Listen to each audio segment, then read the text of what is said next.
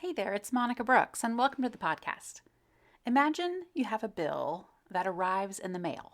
You knew it was coming, but you wanted to let it sit, hoping that it might somehow take care of itself. But deep down, you know the truth. Ignoring it is only going to make it worse. You're going to have late fees, interest, and the stress because we know that bill is not going to go away.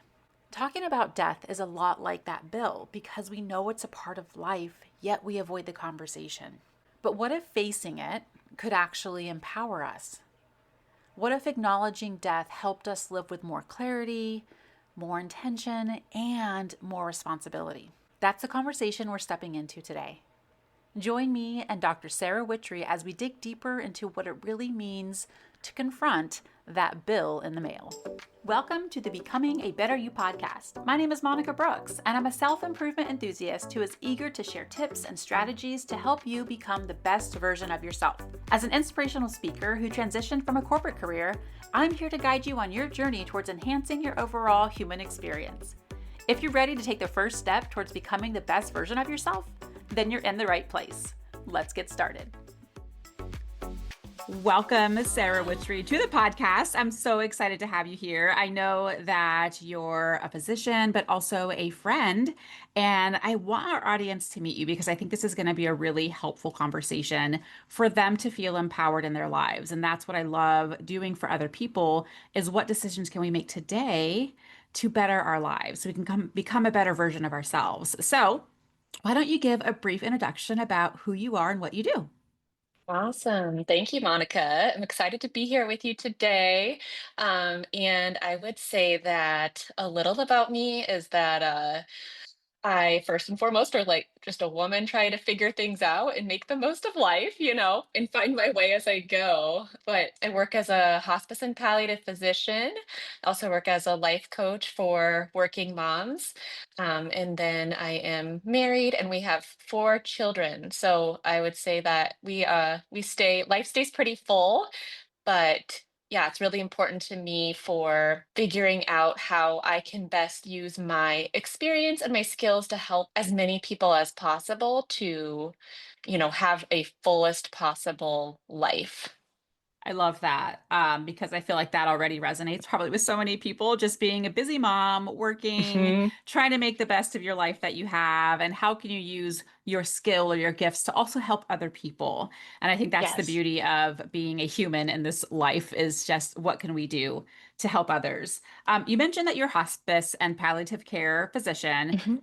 Tell me the difference between those two. Like I've heard of, like I guess most of us have heard of hospice, but what does the palliative care really mean, and how does that fit in with hospice? Yeah, so that's a good question. A lot of people have it. I would say that palliative it means like the root word is to palliate, which is to help relieve symptoms.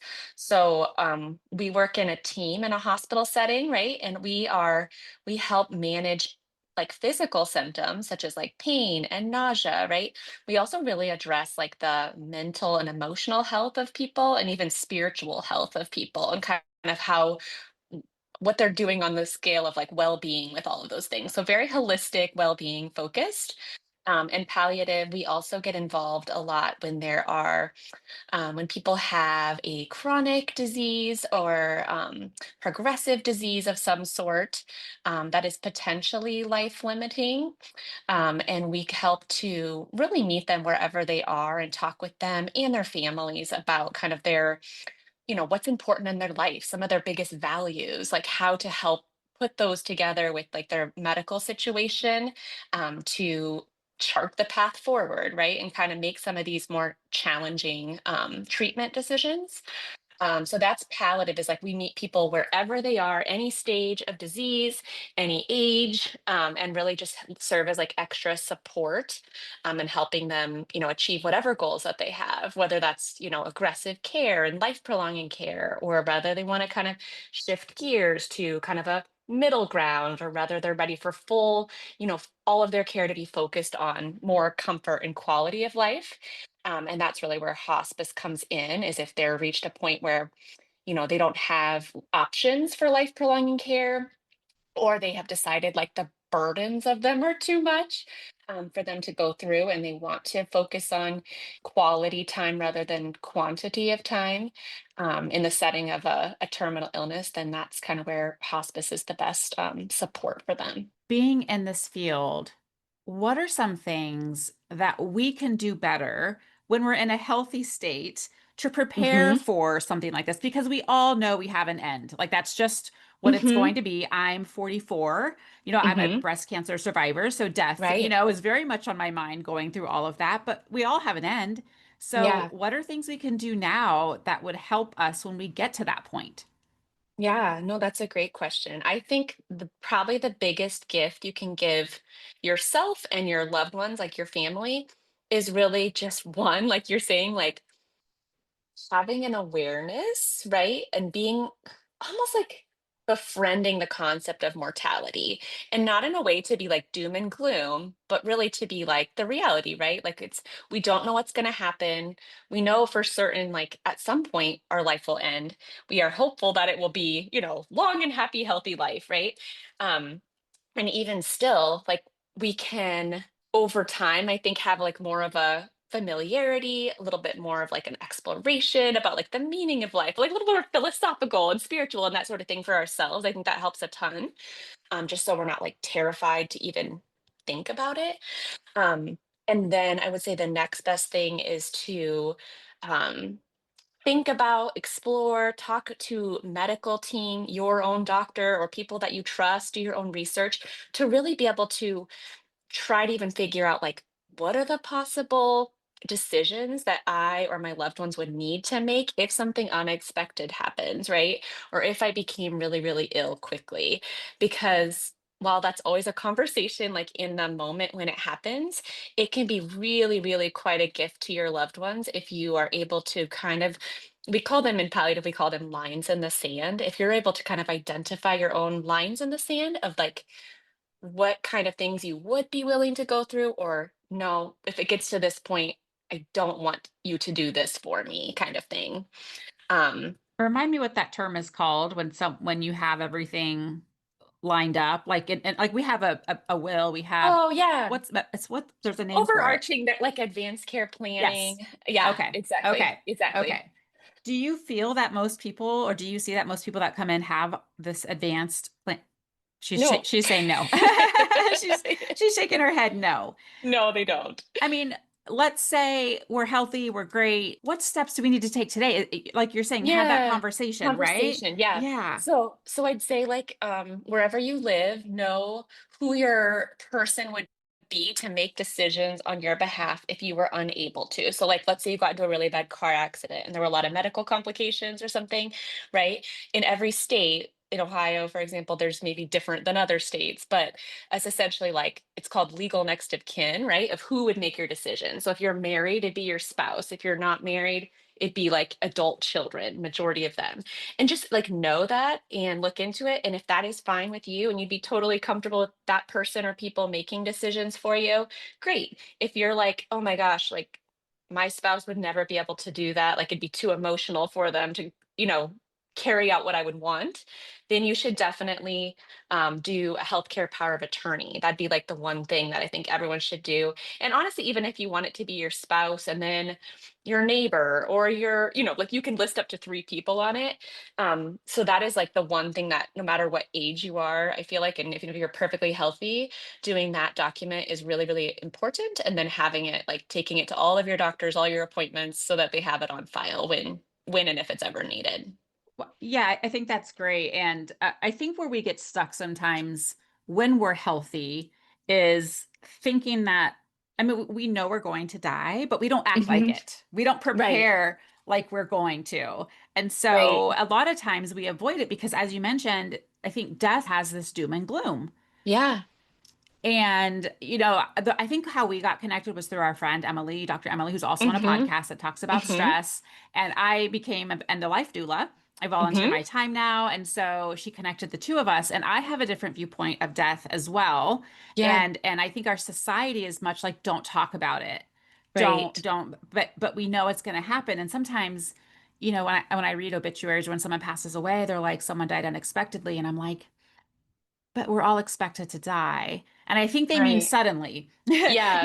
because Yeah. like no one really died. Like it's just a part of the cycle that we're in with our lives. So how do you Right. think our culture and society can look at death a bit differently than just Hmm. doom and gloom? And I think that's a great question. I think like the United States and Western culture, we just are not, we're not there yet. I feel like it's going to take probably longer time, right? Like it's very, very slow to shift.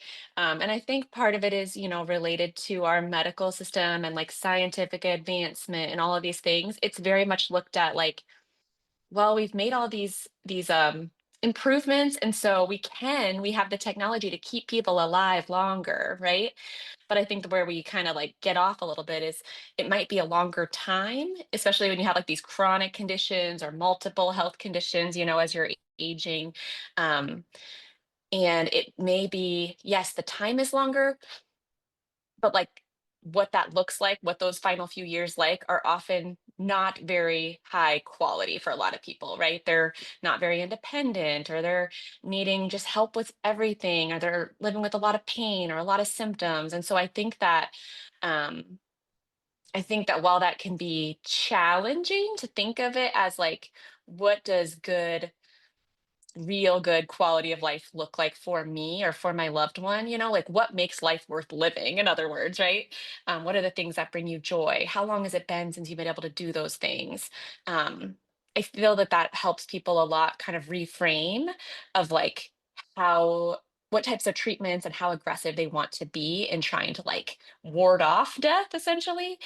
Because I think for all of us, if we are intentional in our life and kind of doing the things we can to take care of ourselves, but also to really live life to the fullest, that really makes a huge difference, because then we can see like when there are changes, right? It can help us to see not necessarily that we're like, okay, well, I'm at the end of life now, right? But just like seeing over time and kind of getting that new level of acceptance and like knowing what's coming. And I think that's really important for like loved ones too, especially, if you're thinking about like your parents or people that are aging that you love, and sort of knowing like what are the signs that someone is getting closer to the end of their life, not like dying, but like maybe a few years or less, or a year or less, right? Yeah. What are we noticing, and how can we sort of normalize that a little bit more, right? Yeah. So that it's not so like jarring and shocking to us when we're all of a sudden being told at the hospital, like, hey, your mom is like maybe not going to survive this hospitalization. Like that's something I have to talk about every day. And it's like, Mm. it's hard because it looks to me, I'm like, we would know this, right? We know this from like how many much they were in the hospital and how many different things are going on and how they weren't eating anymore, or they weren't like getting out of bed anymore. But it's like, unfortunately, people are so scared, and doctors are so scared to talk to their patients or tell them that, because they don't want to like make people give up hope, right? Hmm. And so they avoid that conversation as well. So I think that's a huge piece of why people are surprised often when they're given like a poor prognosis, is because they're like, they assume that if that was true, why didn't anyone tell me before now? You know? Wow, I think that's really interesting. And I just imagine your insight into the decisions that people make and conversations they're having and how important it is to have them ahead of time and not wait until it's Hmm. like, I don't want to say too late, but kind of too late. What if you're not able to speak? And we know Right. that things happen suddenly in Hmm. life to where car accidents happen. We hear it on the news. Right. Someone didn't make it. There could have been a drowning. There's so many different things. And Totally. let's not live like it's never going to happen, but live like we know it will and Right. make those steps. But also you talked about like living your life. And I think Yeah. that's important because I think about death every day, but not in a morbid kind of way. I think Right. about my energy and like, okay, I look at my life as a timeline and I'm like, okay, Hmm. this thing that's bothering me, is it going to matter at the end of my life? Totally. And I'm like, nope, gotta let it go. Like, it's not worth it Yes. to me. But it helps me keep my life in perspective, knowing that Yes. I'm not going to waste my time getting upset at someone or Hmm. talking bad about someone. I'm like, no, like this could be my last day and Hmm. I want to go out feeling good. So Yeah, I think about that when it comes to like the weather. So I don't complain about the rain. Like, because if this were my last day and it was raining, would I have complained? I'd be like, no, it's raining. How cool, you know? So it's just having that sure. perspective too you know, our time is so limited. We Hmm. don't know when it's going to end. And today Hmm. could be our last day. Hmm. And how have we lived our life up until this point? Are we Yes. proud of the person that we've become so that when that time comes, we're like, yeah, like this was a good life. And I did, you know, I made it. I made it, Yeah, you know, because I've lived that way. Do you ever think about those types of things, like with your perspective? I know that totally. I feel like I know enough about you to know like there's a very spiritual side to you, I feel Hmm. like. Would you mind Hmm. sharing some of that when it comes to death? Sure. Yeah. I mean, I think it's interesting that you say spiritual because I think that is what I would describe it as, right? Is like I've kind of separated from the whole concept of religion. Like I grew up in a religious family, but like a lot of the stuff just doesn't jive with like who I've become. But spirituality, right, is very much like there is something greater, I believe, than like that connects us all, right? And whether it's like universe, source, whatever it is, like that gives me peace. Comfortability probably with just even like life and death and the cycle, but it makes it more sacred in a lot of ways too. And I think that, it shifts perspectives from being like fear based and even like living based on fear versus like living based in love. And it takes a lot of intentionality and like coming back to that perspective and really like zooming out very often is what I do. And same as you, like, if I'm really worked up about something or I'm really like stressed out about some, particular thing, I try to do the same thing, like put it in a bigger context, right? What value is like at stake here and what's like the decision I need to make based on those values, right? Because spending too much energy and time and attention on things that are like basically irrelevant in the big picture is I think where people can get kind of caught up, right? And then it can really like detract from your sense of like meaning and purpose and joy and like Yeah. vibrancy of life. You know what I mean? I totally agree. And I think so many of us, you know, at least I saw my past self as I get up, I go to work, I do the same thing, I make the same decisions, and Hmm. I feel the same way. And that just becomes this cycle. And it is like that zoom out of, wow, look at your life as a Yeah. whole. And what do you Yeah. want the rest of it to look like, no matter how much Yeah. time that you have? I want to maybe just switch to your work because I listened to your podcast, which is called the Vibrant Humans Podcast, and it has some Hmm. really great tips in there for people. And they're super short, like they're like 12 minutes, usually 12 to 15, Yes. which is awesome. Yes. But I was listening to your podcast and you're talking about this other avenue of work that you're getting Hmm. into that's tied to what you do full time. And when I got so, I didn't tell you this, but I got so excited when I heard that I almost That's texted you. awesome. So can you talk a little Mhm. bit about what you're getting into, like aside Yeah. from the hospice and palliative care? Yeah. Yeah. No, thank you. So I have actually been cutting back on my hospital work because I want to do some other things, like you mentioned, because like it's rewarding to work in the hospital in this setting, right? In the types of work that I do, the types of conversations I get to have. But what I was finding is like you're already in a moment of crisis when you're in the hospital, right? When your stuff has kind of big shit has hit the fan, basically, and you're in there, right? And so it's very hard when you're feeling poorly and you're really overwhelmed and your brain is just not in a very good place to be making like complicated decisions, right? Like life or death decisions, essentially. And your family's the same way. And so, I really started just looking at like, how can I provide like the same type of support to people, but in a setting that is like their home or over time, right? Where I get to know you better and what's important to you, and then help you more proactively make some decisions, right? Make some things that you feel like pretty confident about with your health, and kind of where you want to be in, 2 years, 5 years, because I really think it's complicated to navigate like the medical system and all the different specialties and tests and widely different opinions that you're going to get from different doctors and teams. And so my goal in kind of starting to work with people privately outside of a hospital setting is really being able to provide them with that more individualized support and a longer term relationship. And I also see the value of like these conversations being done over time rather than like 1 hour of, very high stakes decisions. Yeah, and I think that's exactly, I wrote down while you were saying this, um, reactive versus proactive. So when you're Yes, in that setting, you're in that, I imagine a lot of people in that fight or flight mode also, like just, totally. yes, or freeze. Like, Mhm. I don't know what to do. Mhm. And is this the right decision? Versus, you know what, we know this is going to happen, or we know, what can we plan for? Mhm. Or if Mhm. someone that you know, like a parent is ill, could you help? Like, let's take this for example. Like, let's say my mother-in-law is ill. Mhm. I would just, she's 80, no illness, but I want to kind of start preparing just for end of Yeah. life. Is that something you could help me with?